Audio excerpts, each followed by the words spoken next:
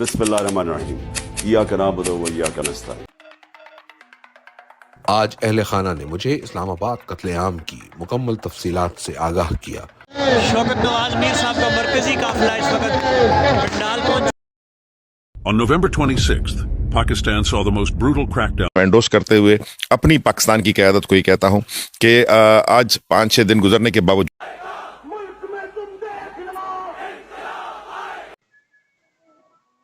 عمران خان کی صحافیوں اور وکلا سے گفتگو۔ آج اہل خانہ نے مجھے اسلام آباد قتل عام کی مکمل تفصیلات سے آگاہ کیا کہ کیسے ہمارے پرامن مظاہرین پر سیدھی گولیاں چلائی گئیں اور آئین و قانون کی بات کرنے والے درجنوں نہتے شہریوں کو شہید اور سینکڑوں کو زخمی کیا گیا۔ اب تک 12 شہداء کی تفصیلات سامنے آ چکی ہیں۔ یہ جو بربریت ہوئی ہے پاکستان کی تاریخ کا سیاہ ترین باب ہے۔ یحییٰ خان پارٹ 2 ملک پر مسلط ہو کر بیٹھ گیا ہے۔ میں نے سپریم کورٹ سے مطالبہ کیا ہے کہ غیر جانبدار جوڈیشل کمیشن بنا کر نہتے اور پرامن شہریوں کے قتل عام کی تحقیقات کروائی جائیں اور قتل عام کا حکم دینے والے اور اس میں ملوث عناصر کو سخت ترین سزائیں دی جائیں۔ میری اس معاملے پر مزید مشاورت جاری ہے اور میں تفصیلات اکٹھی کر رہا ہوں۔ ہم اس معاملے کو ایسے نہیں چھوڑیں گے۔ اگر کسی کو لگتا ہے کہ ایسے خوف پیدا کرنے سے عوام چپ بیٹھ جائیں گے تو یہ اس کی خام خیالی ہے۔ ہم اس ظلم کے خلاف تمام عالمی فورمز پر اپنی آواز بلند کریں گے۔ تحریک انصاف کی قیادت کو ہدایت کی ہے کہ ذمہ داران بشمول شہباز شریف اور محسن نقوی پر FIR کٹوائیں۔ دنیا کے کس ملک میں جمہوری احتجاج پر یوں سیدھے فائر کھولے جاتے ہیں؟ شہداء اور زخمیوں کے حوالے سے اسلام آباد اور راولپنڈی کے ہسپتالوں کا ڈیٹا جلد از جلد پبلک کیا جائے اور تمام ہسپتالوں اور سیف سٹی کی CCTV فوٹیج محفوظ کی جائے تاکہ 9 مئی کی طرح شواہد غائب نہ کیے جا سکیں۔ میں نے اپنی پارٹی اور وزیر اعلیٰ خیبر پختونخوا کو ہدایت دی ہے کہ شہداء کے لواحقین اور زخمیوں کی دیکھ بھال اور ان کی فلاح و بہبود کی ذمہ داری لیں۔ جو لوگ لاپتہ ہیں ان کی بازیابی کے لیے تمام توانائی خرچ کریں اور جو لوگ گرفتار ہیں ان کے کیسز کی پیروی کرنے والے وکلا کی ٹیمز کی حوصلہ افزائی کریں۔ جہاں تک آپریشن کی کامیابی اور ناکامی کا سوال ہے تو آپریشنز تو بندوق کی زور پر کامیاب ہو ہی جاتے ہیں۔ لال مسجد آپریشن بھی کامیاب ہی تھا۔ یحییٰ خان نے بھی آپریشن کامیاب کیا تھا مگر اس کے 1 ماہ بعد ملک 2 ٹکڑے ہو گیا تھا۔ اسلام آباد میں جو خون کی ہولی کھیلی گئی اس کا اثر بہت دیر پا ہوگا۔ بشرا بی بی کو میں نے ہدایت دی تھی کہ احتجاج کو کس طرح اسلام آباد لے کر جانا ہے۔ انہوں نے جو کیا میری ہدایات کے مطابق ہی کیا۔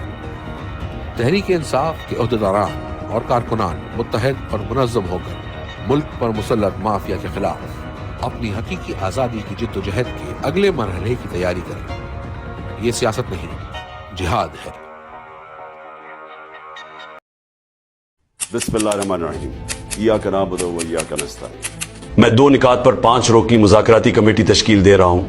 ہماری مذاکراتی کمیٹی عمر ایوب خان، علی امین گنڈاپور، صاحبزادہ حامد رضا، سلمان اکرم راجہ اور اسد قیصر پر مشتمل ہوگی اور سٹیک ہولڈر سے مذاکرات کرے گی۔ ہمارے 2 مطالبات میں ایک انڈر ٹرائل سیاسی قیدیوں کی رہائی، دوسرا 9 مئی اور 26 نومبر کے واقعات کی شفاف تحقیقات کے لیے جوڈیشل کمیشن کا قیام۔ اگر ان 2 مطالبات کو نہ مانا گیا تو 14 دسمبر سے سول نافرمانی کی تحریک شروع کی جائے گی۔ اس تحریک کے نتائج کی ذمہ داری حکومت پر ہوگی۔ سول نافرمانی کے نتیجے میں بیرون ملک مقیم پاکستانیوں سے اپیل کرے گے کہ وہ ترسیلات زر یعنی ریمیٹنسز کو محدود کرے اور بائیکاٹ مہم چلائیں۔ اس تحریک کے دوسرے مرحلے میں اس سے آگے بھی جائیں گے۔ ملک میں ڈکٹیٹرشپ قائم ہو چکی ہے۔ ریاستی دہشت گردی کے نتیجے میں نہتے سیاسی کارکنان پہ گولیاں برسائی گئیں اور پرامن سیاسی کارکنان کو شہید کیا گیا ہے۔ ہمارے سینکڑوں کارکنان لاپتہ ہیں۔ سپریم کورٹ کو اب اس کا نوٹس لے کر اپنا آئینی کردار ادا کرنا چاہیے۔ ہم نے پہلے بھی انسانی حقوق کی سنگین خلاف ورزیوں پر Supreme Court, Lahore High Court اور اسلام آباد ہائی کورٹ سے رجوع کیا، لیکن عدالتوں کی جانب سے کوئی ایکشن نہیں لیا گیا اور ملکس نہج پر پہنچ گیا. ہم 13 دسمبر کو پشاور میں شہداء کو خراج عقیدت پیش کرنے کے لیے عظیم الشان اجتماع منعقد کریں گے. اس اجتماع میں اپوزیشن کی سیاسی جماعتوں کو شرکت کی دعوت دی جائے گی. میں 2 نکات پر 5 رکنی مذاکراتی کمیٹی تشکیل دے رہا ہوں. ہماری مذاکراتی کمیٹی عمر ایوب خان، علی امین گنڈاپور، صاحبزادہ حامد رضا، سلمان اکرم راجہ اور اسد قیصر پر مشتمل ہوگی اور سٹیک ہولڈر سے مذاکرات کرے گی.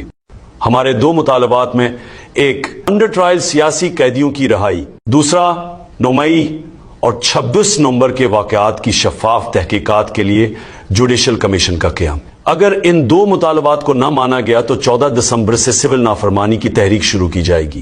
اس تحریک کے نتائج کی ذمہ داری حکومت پر ہوگی. سول نافرمانی کے نتیجے میں بیرون ملک مقیم پاکستانیوں سے اپیل کرے گے کہ وہ ترسیلات زر یعنی ریمیٹنسز کو محدود کرے اور بائیکاٹ مہم چلائیں. اس تحریک کے دوسرے مرحلے میں اس سے آگے بھی جائیں گے.